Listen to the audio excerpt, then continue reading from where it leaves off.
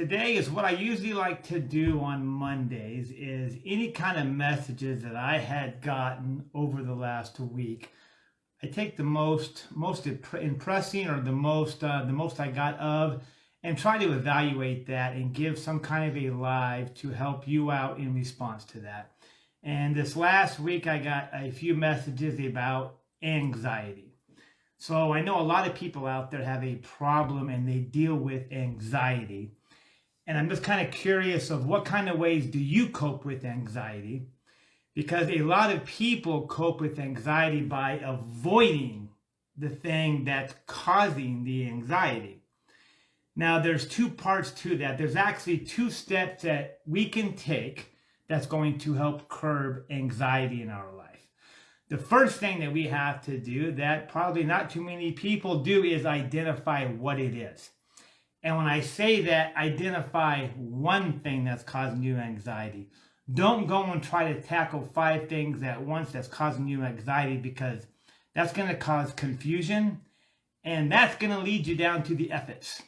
I really don't care. It doesn't matter to me. I can't fix this. When we identify what's causing the anxiety and we get clarity on what's causing the anxiety, then we can handle the problem what the anxiety is causing. Anxiety is deeply aligned with fear, and anxiety is just an emotion that we feel. Now, different things that might trigger anxiety. I don't know what's triggering anxiety in you, but it could be bills, it could be your spouse, it could be your children, it could be driving to the airport, it could be jumping out of a plane, it could be watching certain TV shows, going to certain restaurants, driving to the airport. Who knows what it might be? But until we identify the anxiety and what's causing it, we can't do nothing about it. So once you've identified it, if you are around a paper and pen, write it down, get it out of you, get it on paper, and think what the opposite of that anxiety would be.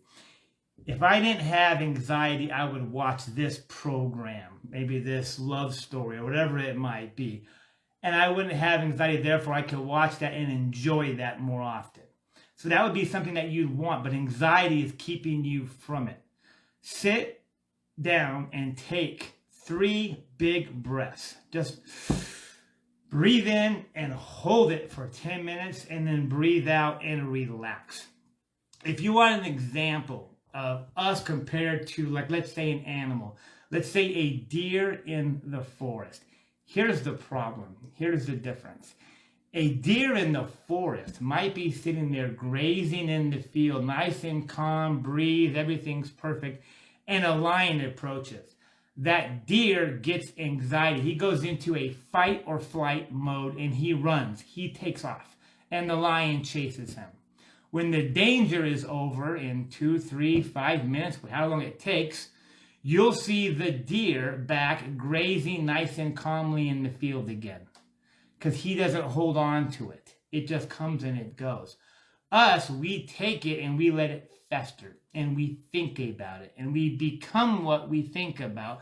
And over again, we let that go in our minds over and we get more anxiety and more anxiety and more anxiety. Instead of looking, okay, what's the cause? How dumb or how small was that was causing me the anxiety? See, outside circumstances should not cause anxiety in you because it's just an outside circumstance. If you have anxiety coming up from the inside, then you're causing the anxiety, nothing from the outside. So if we address what is causing the anxiety, get it written down, focus on it. Why is this person not getting anxiety over this, but I am? Think about that. Because that person, their internal, it doesn't bother them. Well, you're not a tree. Change. You can change at the same time. Now, there's different things that I would say that you can do to avoid anxiety if it is a bad thing. Great example would be a couple years ago, I am a conservative. I figured if I just watch at night some conservative news, I would be okay. I justified it. Well, I found what was happening more often than not was I'd be watching shows like maybe Hannity, maybe Tucker Carlson, Laura Ingraham, Gutfeld at Night. And I'd be watching those shows and they're just rehashing the same exact talking point. And I found myself getting angry and emotional, causing fear and causing anxiety. So what was my emotion or what was my action step to stop that? Well, stop watching the news, right? Stop watching those programs. But it was a built-in habit paradigm, just like you have over certain things that cause anxiety. So what did I do? I unsubscribed from my dish to those channels so I can no longer get those channels. That solved the problem. I identified what it was. I found the solution. But if your solution if your problem that's causing you anxiety is driving to the airport or not flying or not doing something I want to go do because it causes anxiety in me, then you need to address that anxiety. Don't avoid it. I was not avoiding the news. I figured out that was my problem. That wasn't a problem I wanted to work through. I wanted to get it out completely. See, when we have an issue or a problem in our life that's causing us anxiety, we can work through it, identify the problem, correct the problem, find the solution. But if it is a negative thing we want gone, we just eliminate it. A lot of people might have a habit of pornography. What does that mean?